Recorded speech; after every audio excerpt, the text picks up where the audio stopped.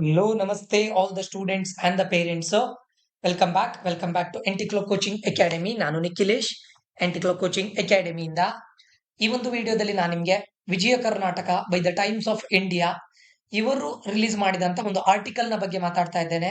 Karnataka examination authority ಅವರು ಈ ವರ್ಷ ಒಂದಿಷ್ಟು ಚೇಂಜಸ್ ಗಳನ್ನ ಮಾಡ್ತಾ ಇದ್ದಾರೆ.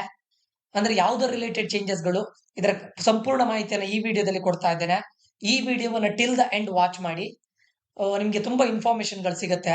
ಸೊ ಇಂಜಿನಿಯರಿಂಗ್ ಸೀಟು ಹಂಚಿಕೆಯಲ್ಲಿ ಕೆಇಎ ಕಡೆಯಿಂದ ಹೊಸ ನಡೆ ಅಂತ ಒಂದು ಆರ್ಟಿಕಲ್ ಅನ್ನು ರಿಲೀಸ್ ಮಾಡಿದ್ರು ವಿಜಯ ಕರ್ನಾಟಕದಿಂದ. ಸೊ ಅದರ ರಿಲೇಟೆಡ್ ಈ ವಿಡಿಯೋದಲ್ಲಿ ತಿಳಿಸ್ತಾ ಇದ್ದೇನೆ. ಓಕೆ, ಸೊ ಈ ವಿಡಿಯೋವನ್ನ ಆರಂಭಿಸ್ಲಿಕ್ಕೂ ಮುಂಚೆ ನಾನೊಂದು ವಿಷಯವನ್ನ ಹೇಳಲೇಬೇಕು. 2019 ಇಂದ ನಾನು ಕೌನ್ಸಿಲಿಂಗ್ ಅನ್ನ ಕೊಡ್ತಾ ಇದ್ದೇನೆ. ಆಲ್ಮೋಸ್ಟ್ 6+ ಇಯರ್ಸ್ ಆಯ್ತು. ಸೊ ನಾನ್ ನೋಡಿದಾಗೆ ಮೊದಲು ಈ ಸೋಷಿಯಲ್ ಮೀಡಿಯಾ ಇಲ್ಲದೆ ಇರೋ ಟೈಮಲ್ಲಿ ತುಂಬಾ ಕನ್ಫ್ಯೂಷನ್ಸ್ ಗಳಿದ್ದಿತ್ತು. ವಿದ್ಯಾರ್ಥಿಗಳಿಗಿರ್ಬೋದು ಅಥವಾ ಪೋಷಕರಿಗಿರ್ಬೋದು. ಸೊ ಎಷ್ಟು ಇಂಜಿನಿಯರಿಂಗ್ ಸೀಟ್ಸ್ ಗಳಿರುತ್ತೆ, ನಮ್ಗೆ ಸೀಟ್ಸ್ ಗಳು ಹೇಗೆ ಅಲಾಟ್ ಆಗುತ್ತೆ, ಯಾವ ಕಾಲೇಜಲ್ಲಿ ಯಾವ ಬ್ರಾಂಚ್ ಇದೆ, ನಮ್ಗೆ ಯಾವ ಕಾಲೇಜ್ಗಳು ಸಿಗಬಹುದು, ಮುಂದಿನ ಗಳೇನು, first round, second round, third round ಅಂದ್ರೆ ಏನು, ಎಲ್ಲದರ ಬಗ್ಗೆ ತುಂಬಾ ಡೌಟ್ಸ್ ಗಳಿದ್ದಿತ್ತು, ತುಂಬಾ ಅನುಮಾನಗಳಿದ್ದಿತ್ತು, ಮತ್ತೆ ಗಳ ಬಗ್ಗೆ ಕ್ಲಾರಿಟಿನೇ ಇರಲಿಲ್ಲ. ಬಟ್ ಯಾವಾಗ ನಮ್ಮ ಪ್ರಸನ್ನ ಕುಮಾರ್ ಸರ್ ಅವರು ಕೆಇಎ ಡೈರೆಕ್ಟರ್ ಆಗಿ ನೇಮಕಗೊಂಡ್ರು ನೋಡಿ, ಆವತ್ತಿಂದ ಅಂದ್ರೆ ನಾನು ನೋಡಿದ ಪ್ರಕಾರ, ಅಂದ್ರೆ ನಾನು 6 ಇಯರ್ಸ್ ಇಂದ ಇದೆಲ್ಲದನ್ನು ನೋಡ್ಕೊಂಡು ಬಂದಿದ್ದೇನೆ. ಆವತ್ತಿಂದ ಅವರು ತುಂಬಾ ಬದಲಾವಣೆಗಳನ್ನ ತರೋ ಪ್ರಯತ್ನನ ಮಾಡಿದ್ದಾರೆ. ಅದರಲ್ಲೂ ಕೂಡ ಪೋಷಕರಿಗೆ ಮತ್ತೆ ವಿದ್ಯಾರ್ಥಿಗಳಿಗೆ ಯಾವುದೇ ರೀತಿಯಾದಂತ ಗೊಂದಲ ಆಗ್ಬಾರ್ದು ಅನ್ನೋ ನಿಟ್ಟಿನಲ್ಲಿ ತುಂಬಾ ಒಳ್ಳೊಳ್ಳೆ ಕೆಲಸಗಳನ್ನ ಮಾಡ್ತಾ ಇದ್ದಾರೆ. ಯೂಟ್ಯೂಬ್ ಚಾನಲ್ ಅನ್ನು ಸ್ಟಾರ್ಟ್ ಮಾಡಿದ್ದಾರೆ.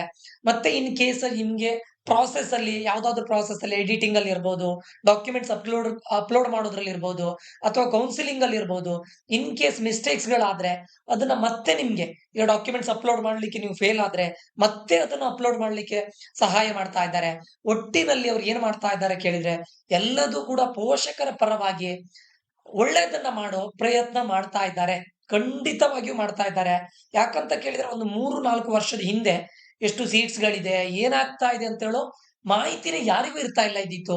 ಇವತ್ತಿನ ಸೋಷಿಯಲ್ ಮೀಡಿಯಾ ಜಮಾನದಲ್ಲಿ ಅಂದ್ರೆ ಯೂಟ್ಯೂಬ್ ಅಲ್ಲೂ ಕೂಡ ನಿಮ್ಗೆ ಇನ್ಫಾರ್ಮೇಶನ್ ಸಿಕ್ಕಿದ್ರು ಕೂಡ ಕೆಇಎ ಡೈರೆಕ್ಟರ್ ಆಗಿರುವಂತ ಪ್ರಸನ್ನ ಕುಮಾರ್ ಸರ್ ಅವರು ಜನರಿಗೆ ಅಥವಾ ಪೋಷಕರಿಗೆ ಮತ್ತೆ ವಿದ್ಯಾರ್ಥಿಗಳಿಗೆ ಯಾವುದೇ ರೀತಿಯಾದಂತಹ ಗೊಂದಲಗಳಿರಬಾರ್ದು ಅಂತ ಹೇಳೋ ನಿಟ್ಟಿನಲ್ಲಿ ತುಂಬಾ ಪ್ರಯತ್ನ ಮಾಡ್ತಾ ಇದ್ದಾರೆ. ಸೊ ಅವರಿಗೆ ಮೊದಲು ನಾನು ವಿಡಿಯೋನ ಸ್ಟಾರ್ಟ್ ಮಾಡ್ಲಿಕ್ಕೆ ಮುಂಚೆ ತುಂಬ ಹೃದಯದ ಧನ್ಯವಾದವನ್ನು ಹೇಳ್ತಾ ಇದ್ದೇನೆ. ಪೋಷಕರ ಪರವಾಗಿ ಮತ್ತೆ ವಿದ್ಯಾರ್ಥಿಗಳ ಪರವಾಗಿ ಇದೇ ರೀತಿ ನೀವು ಕೆಲಸವನ್ನ ಮಾಡ್ತಾ ಇರಿ ಸರ್. ಯಾಕಂತ ಕೇಳಿದ್ರೆ ಲಾಸ್ಟ್ ಇಯರ್ ಕೂಡ ಸೀಟ್ ಬ್ಲಾಕಿಂಗ್ ವಿಷಯದಲ್ಲೂ ಕೂಡ ತುಂಬಾ ಪ್ರಯತ್ನ ಮಾಡಿ ಯಾವ ಯಾವ ಕಾಲೇಜುಗಳು ಸೀಟ್ ಬ್ಲಾಕಿಂಗ್ ನ ಮಾಡ್ತಾ ಇದ್ದಾರೆ ಅವರೆಲ್ಲರನ್ನು ಕೂಡ ಅವ್ರ ಮೇಲೆ ಕೇಸ್ ಹಾಕಿ ತುಂಬಾ ಒಳ್ಳೆಯ ಕೆಲಸವನ್ನ ಮಾಡಿದ್ದಾರೆ. ಸೊ ಈ ವರ್ಷನೂ ಕೂಡ ಪ್ರತಿ ವರ್ಷನೂ ಕೂಡ ಇಂಪ್ರೂವ್ಮೆಂಟ್ ಮಾಡ್ತಾ ಇದ್ದಾರೆ. ಕೆಲವೊಂದು ಬಾರಿ ನೋಡಿ ವೆಬ್ಸೈಟ್ ಅಲ್ಲಿ ಪ್ರಾಬ್ಲಮ್ಗಳಾಗತ್ತೆ, ಅದು ಟೆಕ್ನಿಕಲ್ ಇಶ್ಯೂ. ಅದನ್ನ ಸಾಲ್ವ್ ಮಾಡ್ಲಿಕ್ಕೆ ಟ್ರೈ ಅವರು ಖಂಡಿತ ಮಾಡ್ತಾರೆ.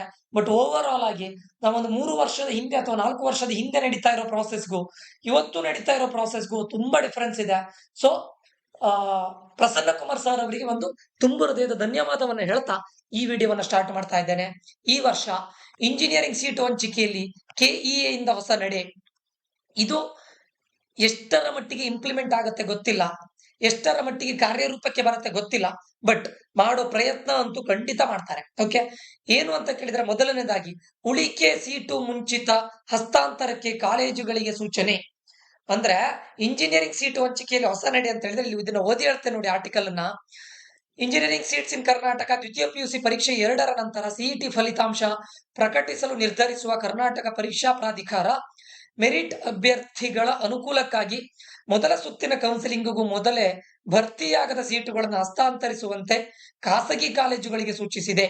ಅಂದ್ರೆ ನಿಮ್ಗೆ ಗೊತ್ತಿದೆ, ಎವ್ರಿ ಇಯರ್ ಕರ್ನಾಟಕ ಎಕ್ಸಾಮಿನೇಷನ್ ಅಥಾರಿಟಿಯಲ್ಲಿ 100% ಆಫ್ ಸೀಟ್ಸ್ ನಾವು ಕನ್ಸಿಡರ್ ಮಾಡ್ಲಿಕ್ಕೆ ಹೋದ್ರೆ ಸೀಟ್ ಡಿಸ್ಟ್ರಿಬ್ಯೂಷನ್ ಹೇಗಾಗುತ್ತೆ ಅಂತ ಕೇಳಿದ್ರೆ, 45% ಸೀಟ್ಸ್ ಗಳು ಕೆಸಿಇಟಿ ಥ್ರೂ ಫಿಲ್ ಆಗುತ್ತೆ, 30% ಸೀಟ್ಸ್ ಗಳು ಕಾಮಿಡಿಕೆಯಿಂದ ಫಿಲ್ ಆಗುತ್ತೆ, ಉಳಿದಿರುವಂತ 25% ಆಫ್ ದ ಸೀಟ್ಸ್ ಮ್ಯಾನೇಜ್ಮೆಂಟ್ ಇಂದ ಫಿಲ್ ಆಗುತ್ತೆ.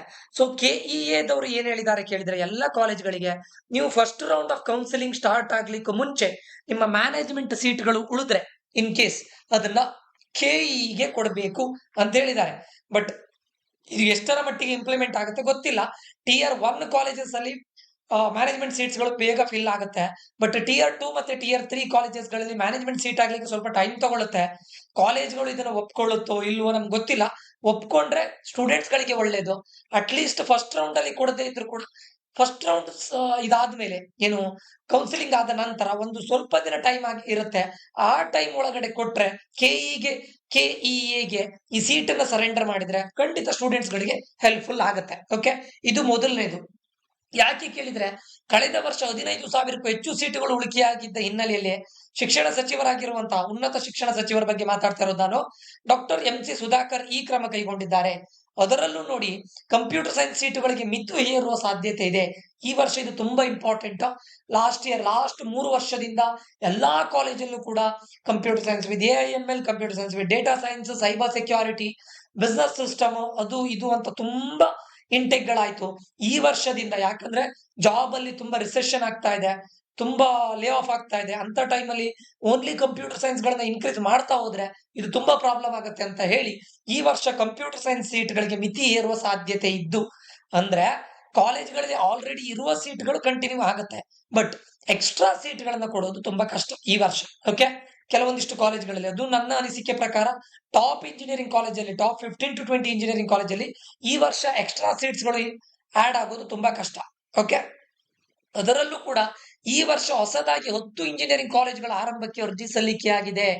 ಈ 10 ಇಂಜಿನಿಯರಿಂಗ್ ಕಾಲೇಜ್ಗಳ ಆರಂಭವಾದ್ರೆ ಅಂದ್ರೆ ಈ ಟಾಪ್ ರ್ಯಾಂಕರ್ಸ್ ಗೆ ಏನು ಯೂಸ್ ಇಲ್ಲ. ಓಕೆ, ಲೈಕ್ ಈಗ ನೀವು ಟಾಪ್ 20 ಟಾಪ್ 30 ಇಂಜಿನಿಯರಿಂಗ್ ಕಾಲೇಜಲ್ಲಿ ಜಾಯಿನ್ ಆಗ್ಬೇಕು ಅಂತಿದ್ದವ್ರಿಗೆ ಏನು ಯೂಸ್ ಇಲ್ಲ ಟಾಪ್ 35, 40 ವರೆಗೆ. ಅದರ ನಂತರ ಕೆಲವೊಂದಿಷ್ಟು Tier 3 ಇಂಜಿನಿಯರಿಂಗ್ ಕಾಲೇಜಸ್ಗೆ ಜಾಯಿನ್ ಆಗೋ ಬದಲು ನೀವು ಹೊಸ ಕಾಲೇಜಿಗೆ ಜಾಯಿನ್ ಆಗ್ಬೇಕು ಅಂತಿದ್ರೆ ಇದು ಯೂಸ್ಫುಲ್ ಆಗತ್ತೆ. ಓಕೆ, ನಾನು ಓವರ್ ಆಲ್ ಆಗಿ 3 ಪಾಯಿಂಟ್ಗಳನ್ನ ಮೆನ್ಷನ್ ಮಾಡಿದ್ದೇನೆ. ಒಂದನೇದಾಗಿ, first round of counselling start ಆಗ್ಲಿಕ್ಕೂ ಮುಂಚೆನೆ ಯಾವುದೇ ಸೀಟ್ಗಳಿದ್ರು ಮ್ಯಾನೇಜ್ಮೆಂಟ್ ಸೀಟ್ಗಳನ್ನ ಕೆಇಎಗೆ ಹಸ್ತಾಂತರಿಸಬೇಕು ಅನ್ನೋ ಒಂದನೇದು. ಎರಡನೇದು ಏನು ಅಂತ ಕೇಳಿದ್ರೆ, ಕಂಪ್ಯೂಟರ್ ಸೈನ್ಸ್ ಸೀಟ್ಗಳಿಗೆ ಮಿತಿ ಹೇರುವ ಅಗತ್ಯ ಇದೆ, ಸಾಧ್ಯತೆ ಇದ್ದು.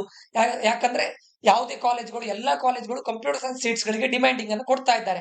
ಯಾಕಂದ್ರೆ ಇಂಜಿನಿಯರಿಂಗ್ ಸ್ಟೂಡೆಂಟ್ಸ್ ಗಳು ಹೆಚ್ಚು ಕಂಪ್ಯೂಟರ್ ಸೈನ್ಸ್ ಸೀಟ್ಗಳಿಗೆ ಹೋಗ್ಲಿಕ್ಕೆ ಟ್ರೈ ಮಾಡ್ತಾ ಇದ್ದಾರೆ. ಸೊ ಅದಕ್ಕೆ ಮಿತಿ ಏರೋ ಸಾಧ್ಯತೆ ಇದೆ. ಮೂರನೇದು ಏನು ಅಂತ ಕೇಳಿದ್ರೆ, ಹೊಸತಾಗಿ 10 ಇಂಜಿನಿಯರಿಂಗ್ ಕಾಲೇಜ್ಗಳು ಆರಂಭಕ್ಕೆ ಅರ್ಜಿ ಸಲ್ಲಿಕೆಯಾಗಿದೆ. ಸೊ ಇದು ಎಷ್ಟರ ಮಟ್ಟಿಗೆ ಇಂಪ್ಲಿಮೆಂಟೇಷನ್ ಆಗುತ್ತೆ ಗೊತ್ತಿಲ್ಲ, ಇದು ಮುಂದೆ ಕಾದು ನೋಡ್ಬೇಕು. ಬಟ್ ಇದೆಲ್ಲ ನಡೆಗಳು ವಿದ್ಯಾರ್ಥಿಗಳು ಮತ್ತು ಪೋಷಕರ ಹಿತದೃಷ್ಟಿಯಿಂದ ಒಳ್ಳೇದು. ಯಾಕಂತ ಕೇಳಿದ್ರೆ ಇಂಜಿನಿಯರಿಂಗ್ ಕಾಲೇಜಸ್ಗಳು ಎವ್ರಿ ಇಯರ್ ಸೀಟ್ಸ್ ಗಳನ್ನ ಇನ್ಕ್ರೀಸ್ ಮಾಡ್ತಾ ಹೋಗ್ತಾರೆ, ಬಟ್ ಪ್ಲೇಸ್ಮೆಂಟ್ಸ್ ಎಲ್ಲಿದೆ? ಓಕೆ, ಜಾಬ್ ಎಲ್ಲಿದೆ? ರಿಸೆಷನ್ ಆಗ್ತಾ ಇದೆ, ಲೇ ಆಫ್ಸ್ ಗಳಾಗ್ತಾ ಇದೆ. ಅಂತ ಟೈಮಲ್ಲಿ ಸುಮ್ನೆ ನೀವು ಸೀಟ್ಸ್ ಗಳನ್ನ ಇನ್ಕ್ರೀಸ್ ಮಾಡ್ತಾ ಹೋಗೋದು, ಜಾಬ್ ಇಲ್ಲದೆ ಇದ್ರೆ ಹೇಗೆ ಕಷ್ಟ. ಸೊ ಇದು ಆಕ್ಚುಲಿ ಒಳ್ಳೇದು. ಓಕೆ, ಆಮೇಲೆ 10 ಹೊಸ ಕಾಲೇಜಿಗೆ ಸ್ಥಾಪನೆಗೆ ಅರ್ಜಿ ಸಲ್ಲಿಕೆ ಆಗಿದೆ ಅಂತೆ, ಬಟ್ ಇದು ಅರ್ಜಿನ ಕೊಡ್ತಾರೆ, ಬಟ್ ಇಂಟೇಕ್ ಗಳಿಗೆ ಕ್ಯಾಪ್ ಹಾಕ್ಬಹುದು ಅಂತ ಇದಿದೆ. ಸೊ ಇದಿಷ್ಟು ಈ ವರ್ಷದ ಏನು ಅಪ್ಡೇಟ್ಗಳು, ಹೊಸದಾಗಿ ಬಂದಂತ ಅಪ್ಡೇಟ್ಗಳು. ನೋಡೋಣ ಇದ್ರ ಎಷ್ಟರ ಮಟ್ಟಿಗೆ ಆಗತ್ತೆ ಅಂತ ನಾವಿನ್ನು ಕಾದು ನೋಡ್ಬೇಕಾಗಿದೆ, ಸರಿನಾ? ಸೊ ಇದರ ರಿಲೇಟೆಡ್ ಇನ್ನೇನಾದ್ರೂ ಫರ್ದರ್ ಅಪ್ಡೇಟ್ಸ್ ಗಳು ಬಂದ್ರೆ ನಾನು ಮುಂದಿನ ವಿಡಿಯೋದಲ್ಲಿ ಕೊಡ್ತೇನೆ. ಈ ವಿಡಿಯೋ ಇನ್ಫಾರ್ಮೇಟಿವ್ ಆಗಿದೆ ಅಂತ ಅನ್ಕೊಳ್ತೇನೆ. ಇನ್ಫಾರ್ಮೇಟಿವ್ ಆಗಿದ್ರೆ ಸಬ್ಸ್ಕ್ರೈಬ್ ಮಾಡೋದನ್ನ ಮರಿಬೇಡಿ, ಶೇರ್ ಮಾಡಿ, ಲೈಕ್ ಮಾಡಿ ಅಂತ ಹೇಳ್ತಾ ಮುಂದಿನ ವಿಡಿಯೋದಲ್ಲಿ ಮತ್ತೆ ಸಿಗ್ತೇನೆ. ನಾನು ನಿಖಿಲೇಶ್ ಸೈನ್ ಆಫ್ ಆಗ್ತಾ ಇದ್ದೇನೆ. Until that, love you all, bye, take care students.